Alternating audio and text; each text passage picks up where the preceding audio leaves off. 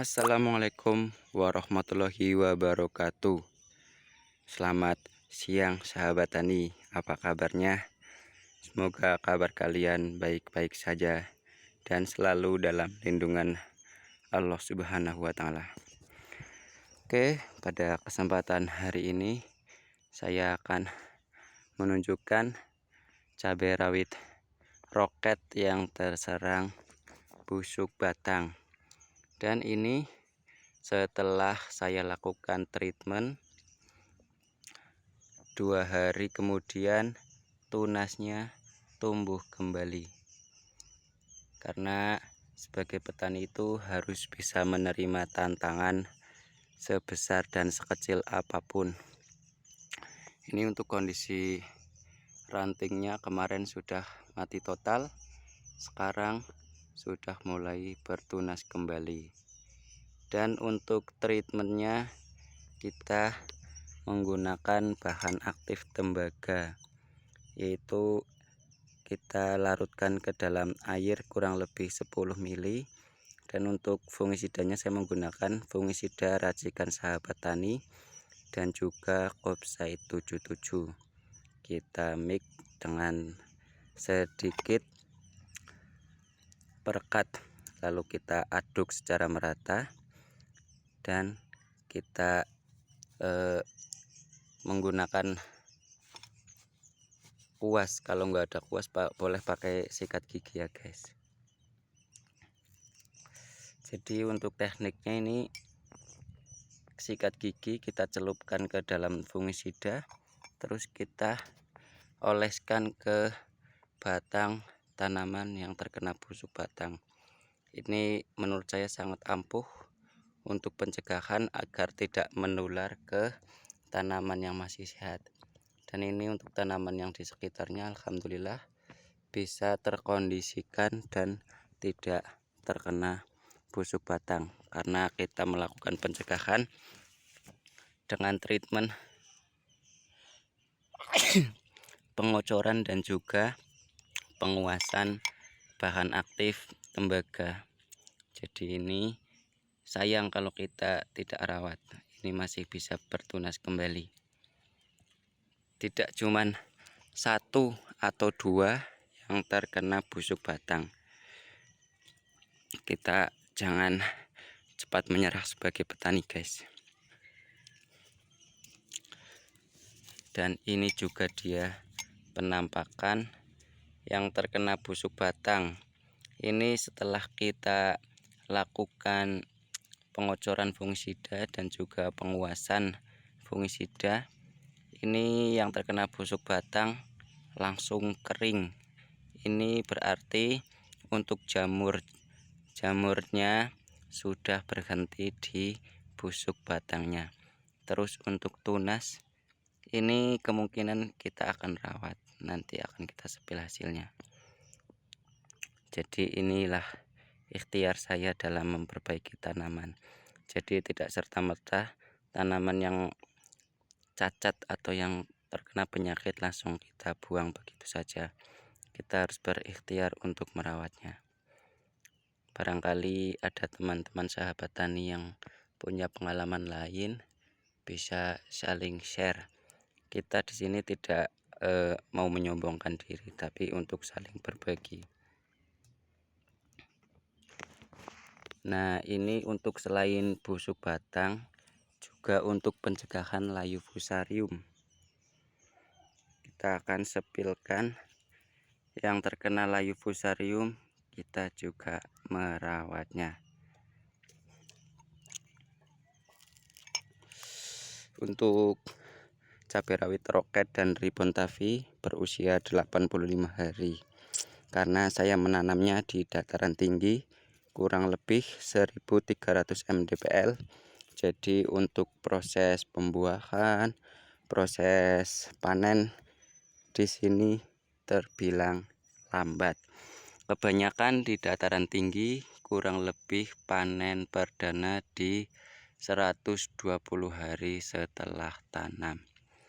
Kita akan sepilkan yang terkena layu fusarium. Jadi sebagai petani kita harus jeli dalam menangani segala macam penyakit yang ada di kebun kita. Jangan cepat menyerah. Ini dia penampakan cabai yang terkena layu fusarium. Untuk ciri-cirinya di jam siang daunnya layu, jadi terlihat tidak bersemangat ini guys. Nah, ini untuk pencegahannya kita juga kocor fungisida dan juga kita oleskan di pangkal dekat akar.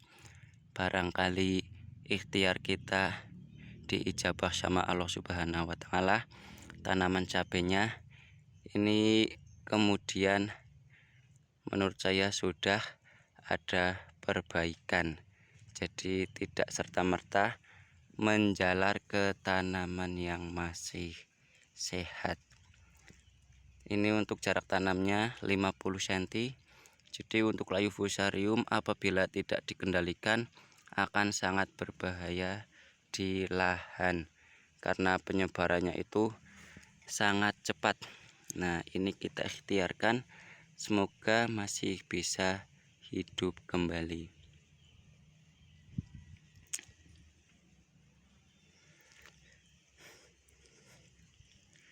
Dan untuk penampakan cabai yang sehat, yang juga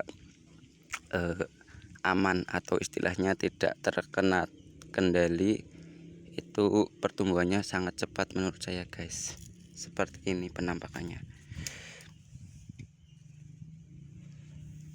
Ini untuk penampakan cabai yang sehat. Satu lubang, satu tanaman. Tunas airnya kita pelihara 1, 2, 3, 4 dan batang utama. Dan untuk calon buahnya ini bertipe ori. Ini yang jenisnya ribbon tapi dan juga roket. Nah, menurut saya ini pertumbuhannya sangat baiklah, istilahnya dalam satu lahan itu ada tanaman yang sehat banget, ada tanaman yang kurang sehat, bahkan ada yang tanaman cacat. Jadi sebagai petani kita harus selektif dan juga pandai dalam mengatasi masalah.